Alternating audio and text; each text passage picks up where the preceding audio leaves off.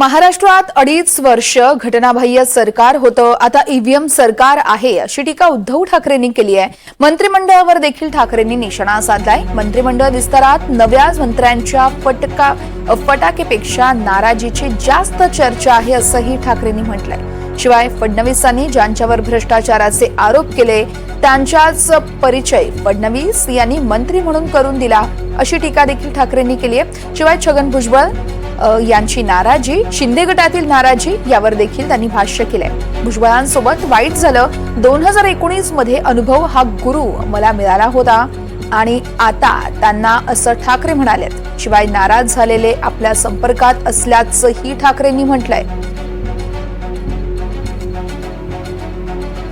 काल परवाकडे मंत्रिमंडळाचा विस्तार जरूर झाला, पण मंत्रिमंडळाच्या विस्तारापेक्षा मंत्रिमंडळाच्या वजाबाकीची चर्चा अधिक रंगलेली आहे।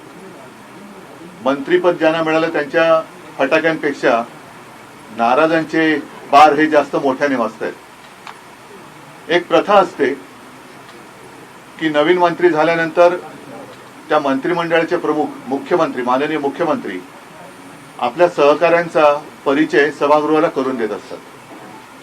मला असं वाटतं की ही पहिली वेळ असेल की ज्यांच्यावरती ढीगभर पुरावे असल्याचे पुरावे घेऊन आरोप केले, अनेकांवरती बरेचसे गंभीर आरोप केले गेले, त्यांच्यावरती ईडी इन्कम टॅक्सच्या धाडी पडल्या, त्यांचा सगळ्यांचा माननीय मुख्यमंत्र्यांना त्यांचे सन्माननीय सहकारी म्हणून राज्याचे मंत्री या नात्याने ओळख करून द्यावी लागली, परिचय करून द्यायला लागला।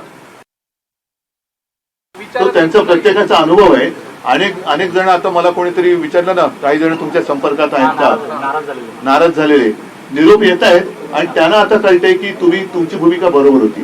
तर शेवटी अनुभवासारखा उत्तम गुरु नसतो, तो अनुभवाचा उत्तम गुरु त्यांना मिळालेला आहे, त्यातनं त्यांना शिकवणूक मिळू द्या, मग बघू।